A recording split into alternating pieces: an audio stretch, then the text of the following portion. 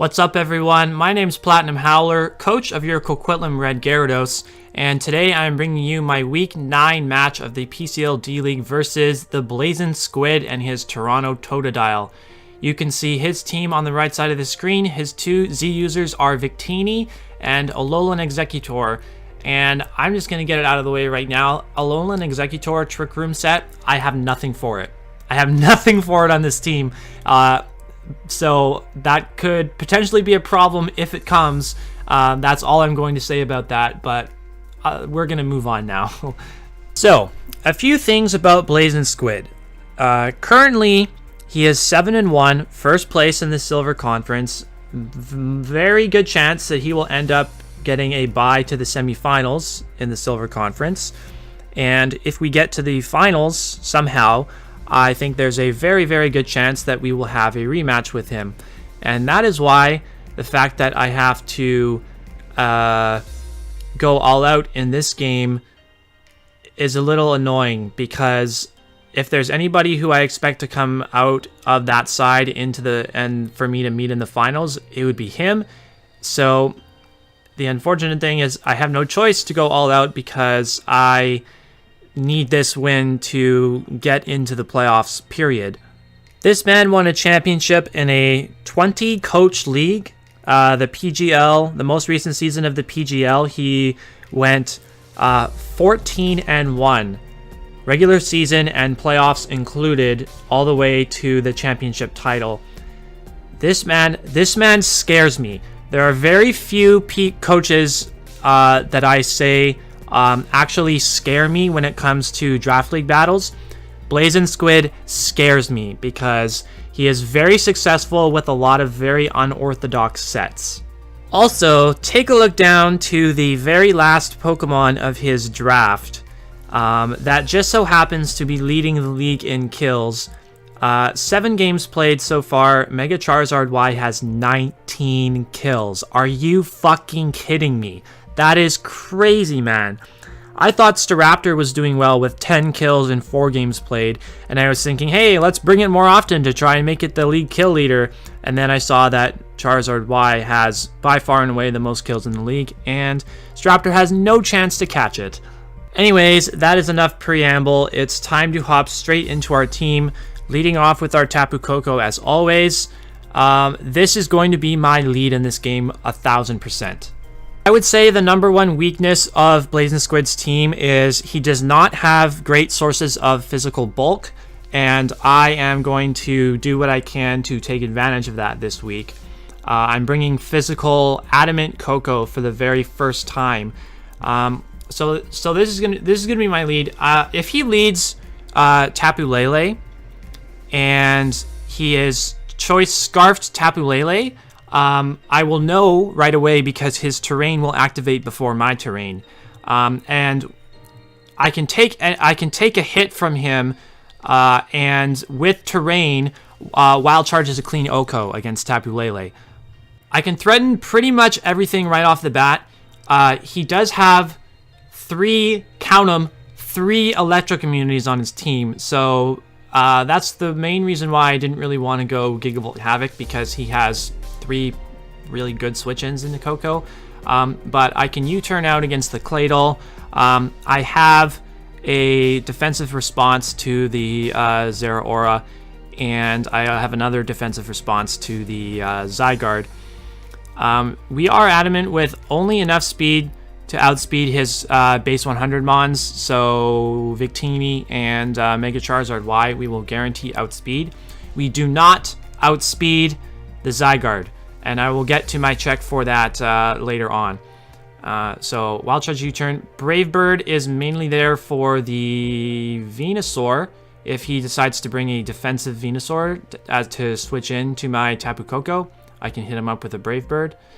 And Nature's Madness is mainly for the Claydol. If he switches his Claydol into my Koko, I will go for like, say if he comes in to be immune to a Wild Charge, I can Nature Madness, bring him down to 50%, and then U-turn out on the next turn.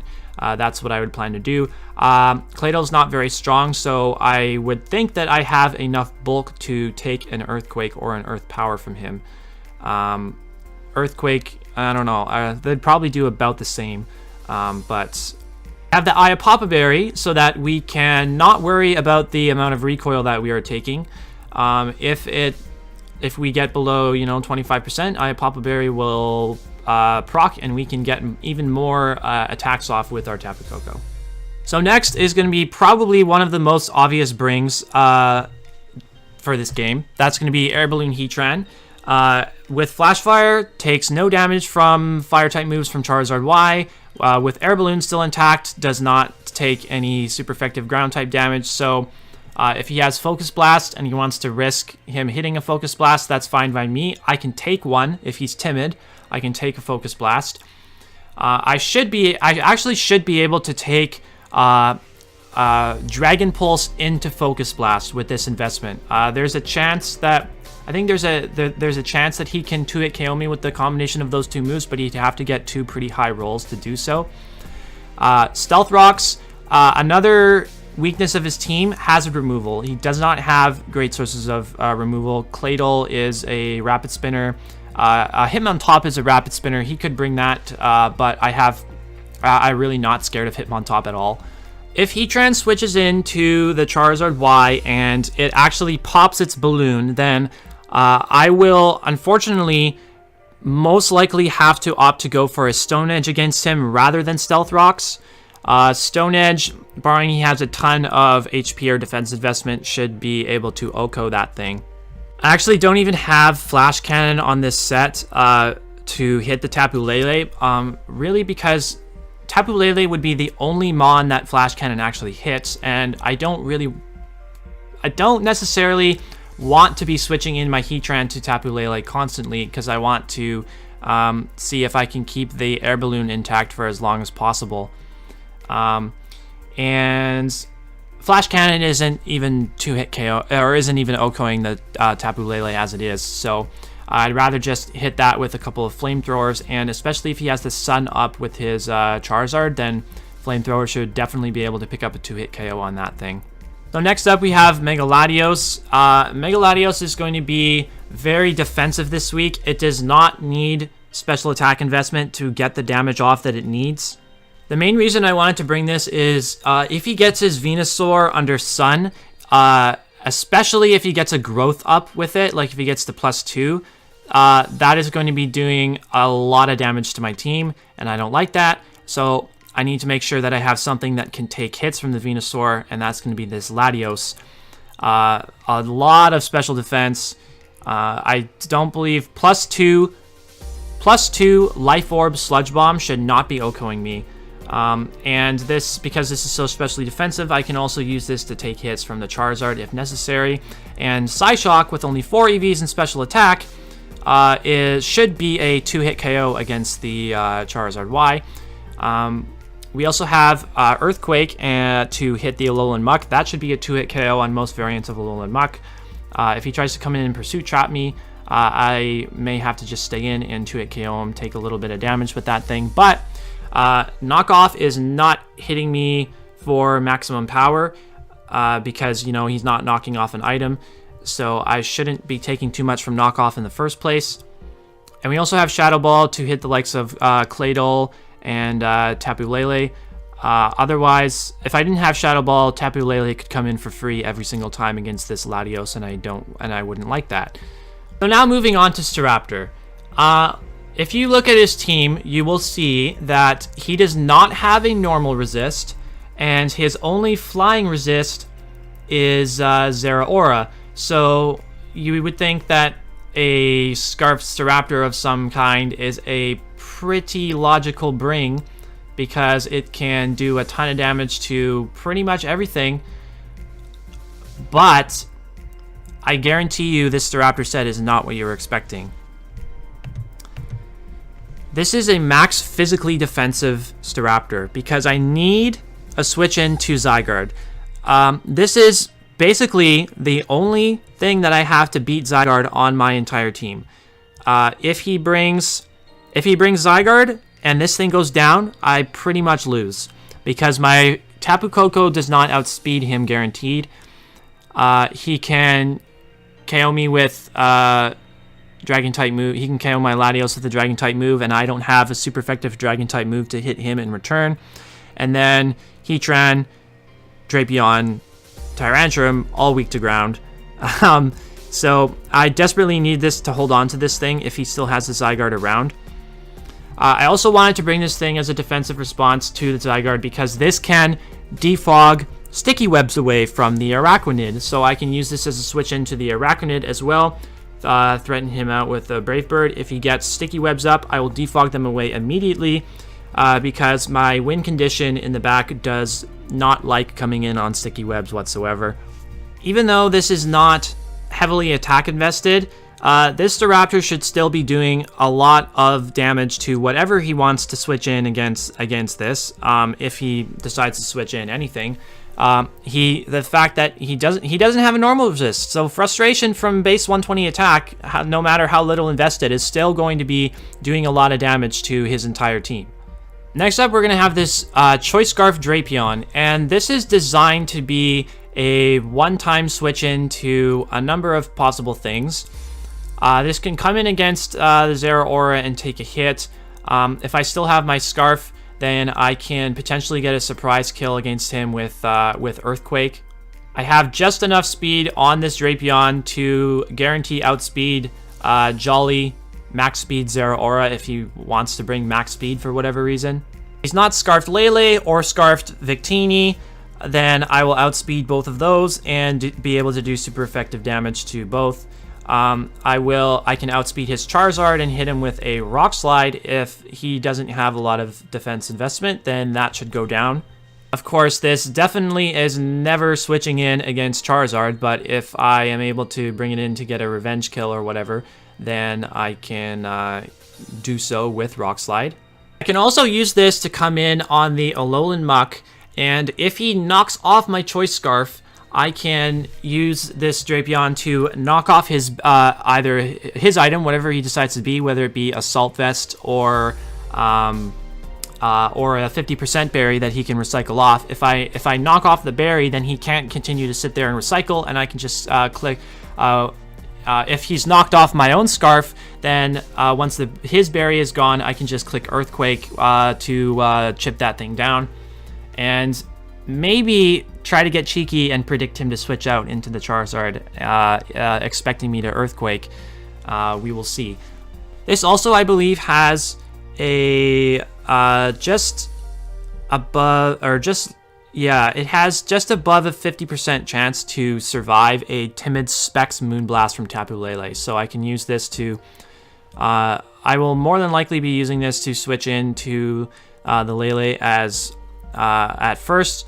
And if he's not Scarfed, then I will outspeed him, and I believe I have a 50% chance to OHKO him with Poison Jab. And last but not least, we have Tyrantrum making its debut. We picked it up week 3 along with all of our other transactions, but up until this point, we haven't brought it to a single game. And this is the matchup where it's going to come through, because like I mentioned, he is very weak to physical attackers. So if I can get a Rock Polish up, then I will be guaranteed faster than Scarf Lele. I won't be faster than Scarf Victini, however. And I can Head Smash everything. His resistance to Head Smash are Claydol and Zygarde. Zygarde gets bought by Dragon Claw. Claydol takes super effective damage from Crunch. Easy. The reason I have Troupple Berry is so that I can set up against the Zeraora. If he wants to go for a close combat to do lots of damage to me, then he won't be doing lots of damage to me at all, and I can get my Rock Polish up. So that's going to be the team this week. This game, for me, when I play it, it's going to be played right after the Raptors advance to the NBA Finals. Wink, wink. Another reason why I had to bring this Raptor to this game, because, you know, we of the North, let's go Raps. Yeah, I'm going to be playing this game with a playoffs/finals intensity because I need to bring my A game to get a win that I desperately need this week. So with that, I will see you back soon with the battle. Here we are back with the battle, and looking at Blazin Squid's team, it's looking like he brought all-out hyper offense this week. He has all of his speedy offensive threats with the Araquanid thrown in there to potentially set up sticky webs against us. That is his only potential hazard setter. He doesn't have the Claydol to set up rocks for him or spin rocks away on his side, so he doesn't have any hazard removal either. Defog Charizard Y is definitely not count as a hazard remover if that were to ever come. There is no Hitmontop to potentially remove hazards. There is no Alolan Muck to switch into stuff like Coco and Mega Latios.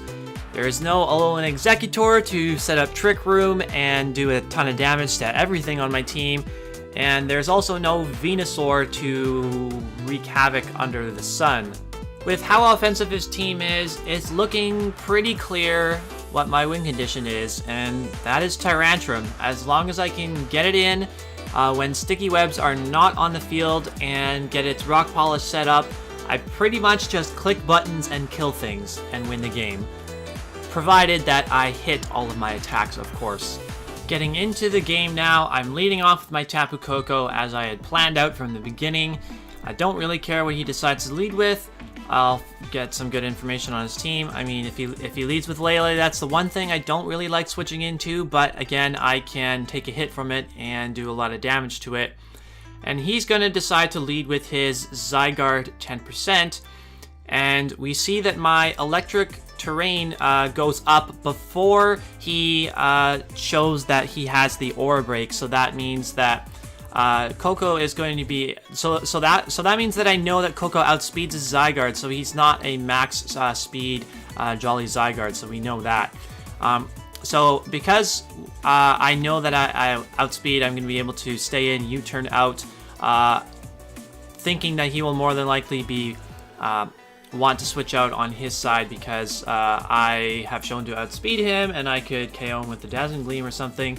So he goes out into the Victini as I bring my Drapion in. I'm going to be able to live a Scarf V-Create from the Victini and knock it out with a knockoff. So turn 2, we're taking a 6-5 lead. I always like getting kills early in the match like that. But now because we are choice locked into knockoff, the Charizard Y is going to come in and we have our designated switch into the Heatran with the air balloon still intact. So he's going to Mega Evolve and show off, well, first he's going to activate the Sun for us, which is going to help. And then he's going to show off the Dragon Dance. So as soon as I see this, I pretty much know his entire set. It's going to be Dragon Dance, Flare Blitz, Earthquake, and a Dragon move to hit the Mega Latios. I was thinking Dragon Claw, but it turns out that he didn't have Dragon Claw. He actually had Outrage. So unless he wanted to lock himself into Outrage right there, he had no way to touch my Heatran. So in hindsight, it would have been nice to set up rocks there rather than go for the Stone Edge, but I was thinking that he could easily have the Dragon Claw, so if he was going to go for that and try to break my balloon, and I didn't get the proper damage off against him, then it could be just game over right there. So I definitely had to go for the Stone Edge as the Araquanid comes in and takes a decent chunk from the Stone Edge. Of course, I'm not attack invested, so it doesn't even do half, but I have my Staraptor switch into this, and the sun is still up, so I'm taking hits from this all day and not letting him set up a sticky web. So this is a really, really good matchup for me here. And of course, we know that he has no normal resist, so rather than just go for the Brave Bird against this, click the super effective attack against the Araquanid that's in front of me, I know that I don't want to take the recoil. I still have a really good matchup here against the Araquanid. The Araquanid's not touching me, and he's probably switching out into the Zeraora in this turn anyway. So I'm going for frustration because I don't want to take any bit of recoil. I want to keep my Staraptor as healthy as possible. And even with no attack investment, frustration does almost 50% to that Zeraora. And I'm going to now sack off my Drapion to get my Tyrantrum in for free, because this is exactly what I wanted to click Rock Polish against. As he goes for the close combat, and I eat my Chople Berry, and that does about 30%, 35%, very, very little to my Tyrantrum, and I get my Rock Polish up So I'm at +2 speed, outspeeding his entire team. The Victini is down. That is the only thing that he had that could have possibly outsped me, unless he has a Scarfed Zygarde. But of course, we know that his Zygarde is not Scarfed because my Coco outsped him on the first turn. So as long as I hit all of my attacks here, the game is pretty much over. But of course, the very first head smash that I go for, I'm going to miss the Tapu Lele, and the Tapu Lele KOs me with a Moonblast, and oh, that was so close to the cleanest 5-0 win you've ever seen. But that's why Rock-type Pokemon are bad, because their moves are so inaccurate and they're so unreliable. Anyways, this game is not over. We are still very much in this game. I still have my Heatran to take a hit from this Tapu Lele, and he's going to switch out and opt to not pop my balloon. So, and he's going to go into the Zygarde as I set up my Stealth Rocks. And rather than go into my designated Staraptor switch in here, I switched into the Latios because, knowing Squid, I know that he's a very good player, and I was thinking that there was a very good chance that he would predict my switch into the Staraptor on that turn and double out into his Lele. And in that case, I did not want my Staraptor in against the Lele. I wanted Latios. I would have wanted Latios in against the Lele because I know that my Latios is bulky enough to take a hit from the Lele, and I can get damage off against him with the Shadow Ball in that case. And I was kind of thinking that I might be able to take a hit or two from the Zygarde as well, but he is most definitely banded, judging by the damage against the Latios. So Latios goes down having done nothing, but that's fine. It's actually the second time this season that Latios has died to 1,000 arrows from Zygarde. It died against Zygarde 50% in week 1 as well. But now I get my Staraptor in without for free and get the Intimidate off against him, and I'm gonna get a lot of damage off with the Frustration, and then click Roost to keep myself healthy. As he actually, see, I thought he was gonna switch out. I thought he was gonna make this turn I thought he was gonna make this switch in the first place, sack off his Araquanid to my Frustration from my Staraptor, but he's actually going to let me get Frustration damage off against the Zygarde to basically put him in range to die from a hit from my Coco, which is really helpful. And so I think he waited a turn. I think he should have gone into the Araquanid immediately rather than let me get any damage off against the Zygarde first. But now he brings in the Lele, and Staraptor, oh my goodness, you bulky bird, lives a psychic terrain boosted hit from the Tapu Lele and gets massive damage off against it with no attack investment. Just a brilliant performance by physically defensive Staraptor this week. I am so happy. So that Lele, Staraptor's going to kill itself to the Brave Bird recoil, but that's fine. I bring in Coco here and get a kill. I go for Brave Bird. And kill anything, because all he has left is the Charizard Y and the Lele at that low health. So Charizard was going to take this 50% damage from the rocks. Actually, now I see that brings him down to orange. So he did not EV his Charizard in HP very wisely. But not that it's going to matter, because it goes down to a Wild Charge right here. And next in is going to be the Tapu Lele. That's his last Pokemon, and it's questionable as to whether he's going to hang on with the Stealth Rocks damage, but he does with 1 or 2 HP, and activates the Psychic Terrain. And I don't actually know if this Lele is Scarfed or not yet. So in case he is Scarfed, I am going to pull the switch into my Heatran to preserve the differential point potentially, but it doesn't really matter what I do at this point. Preserving differential is not something that I need to do at this point in the season. And I was going to win the game either way, whether he was Scarfed or not. And as it turns out, he is not Scarfed, because he pops my balloon and then goes for a Hidden Power Ground.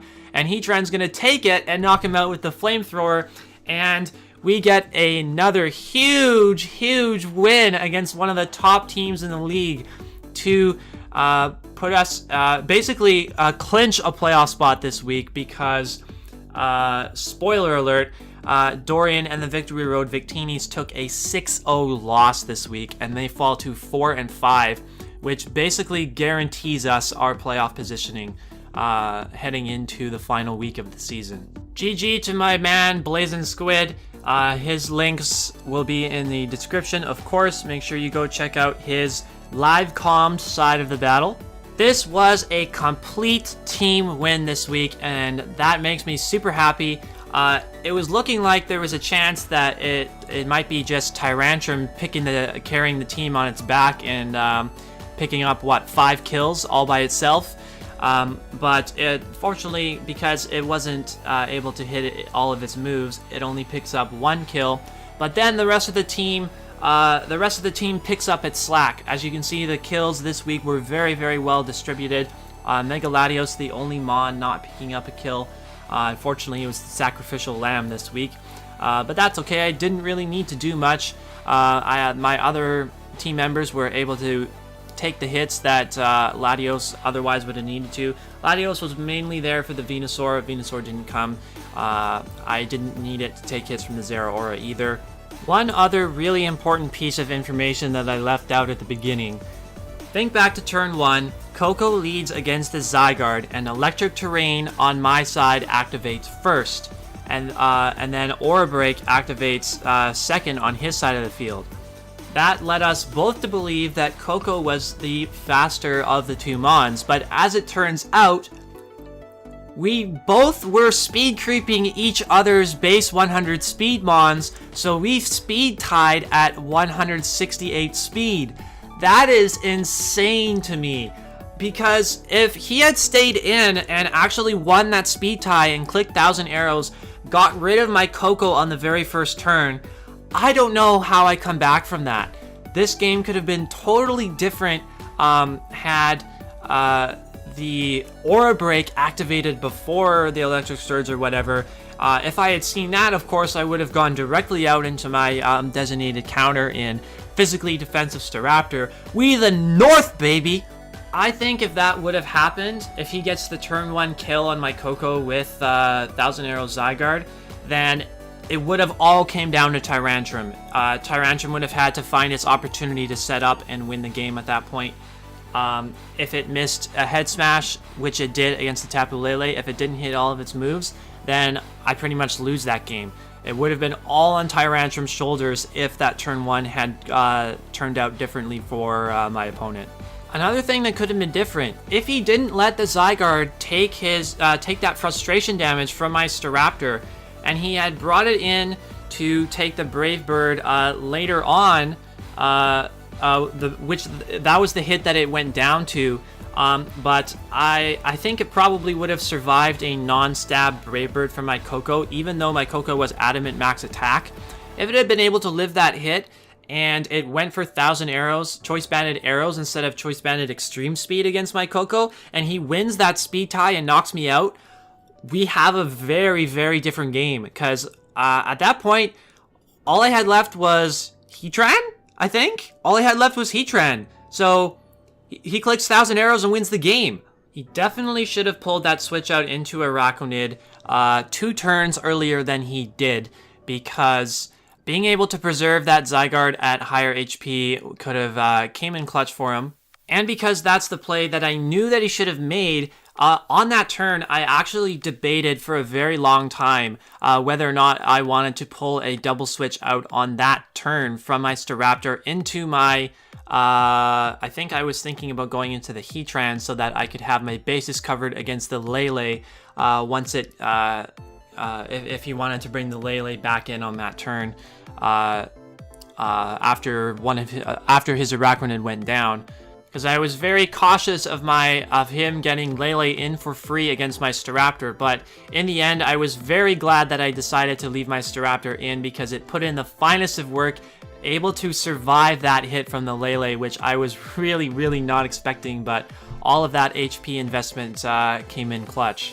As I mentioned before, we are now locked for playoffs. But make sure you tune in next week for the Week 10 match against Mop of Justice and the Portland Crawdons.